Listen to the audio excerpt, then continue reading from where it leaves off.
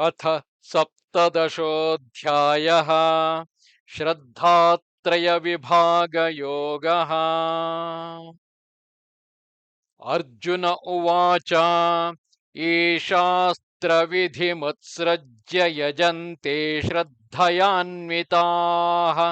तेषां निष्ठा तु का कृष्ण सत्त्वमाहो रजस्तमः। श्रीभगवानुवाच त्रिविधा भवति श्रद्धा देहिनां सा स्वभावजा सात्विकी राजसी चैव तामसी चेति तां शृणु। सत्त्वानुरूपा सर्वस्य श्रद्धा भवति भारत।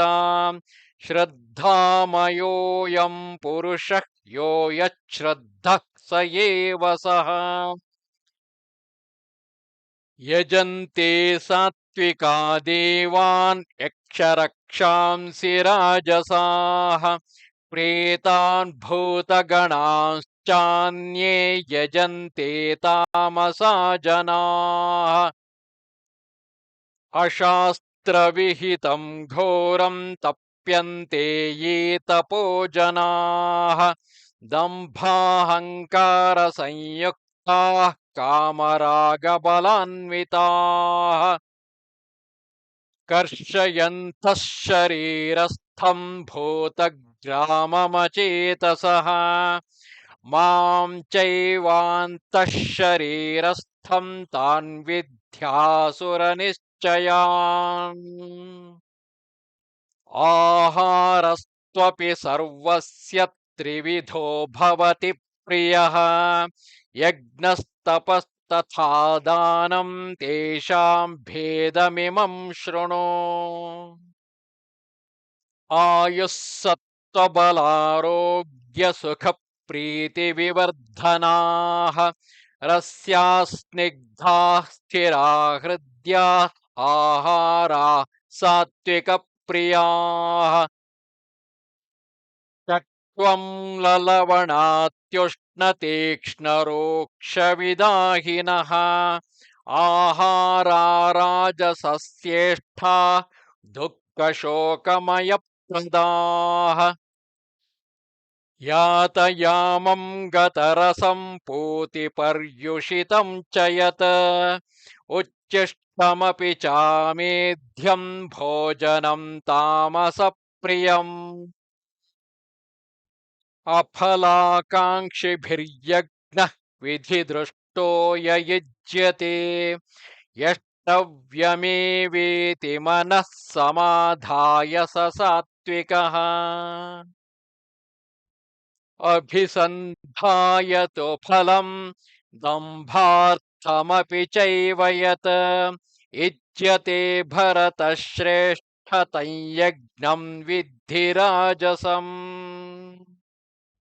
विधिहीनमसृष्टान्नं मन्त्रहीनमदक्षिणम् श्रद्धाविरहितं यज्ञं तामसं परिचक्षते देवद्विजगुरुप्राज्ञपूजनं शौचमार्जवम् ब्रह्मचर्यमहिंसा च शारीरं तपवुच्यते अनुद्वेगकरं वाक्यं सत्यं प्रियहितं च यत् स्वाध्यायाभ्यसनं चैव वाङ्मयं तपवुच्यते मनः प्रसादः सौम्यत्वं मौनमात्मविनिग्रहः भावसंशुद्धिरित्येतत् तपो मानसमुच्यते श्रद्धया परया तप्तं तपस्तत्त्रिविधं नरैः अफलाकाङ्क्षिभिर्युक्तैः सात्विकं परिचक्षते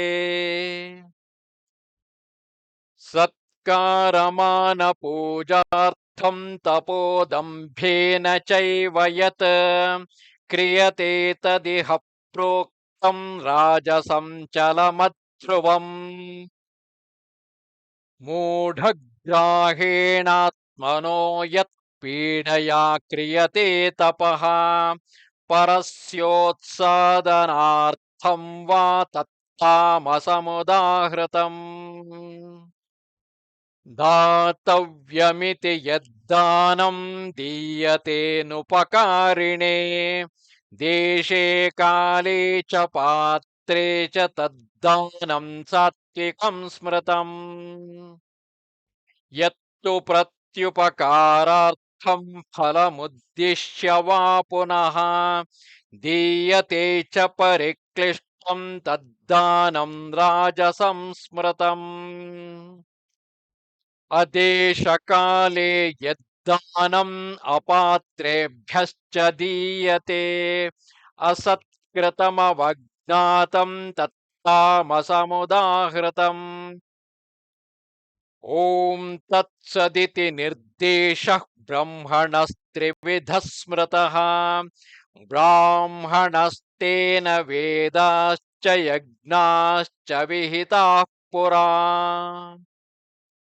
तस्मादोमित्युदाहृत्य यज्ञदानतपः क्रियाः प्रवर्तन्ते विधानोक्ताः सततं ब्रह्मवादिनाम् तदित्यनभिसन्धाय फलं यज्ञतपः क्रियाः दानक्रियाश्च विविधाः क्रियन्ते मोक्षकाङ्क्षिभिः सद्भावे साधुभावे च सदित्येतत् प्रयुज्यते प्रशस्ते कर्मणि तथा सच्छ्रद्धः पार्थयुज्यते यज्ञे तपसि दाने च स्थितिः सदिति चोच्यते कर्म चैव तदर्थीयं सदित्येवाभिधीयते अश्रद्धया हुतं दत्तं तपस्तप्तं कृतं च यत् असदित्युच्यते पार्थ न च तत्प्रेत्यनो इह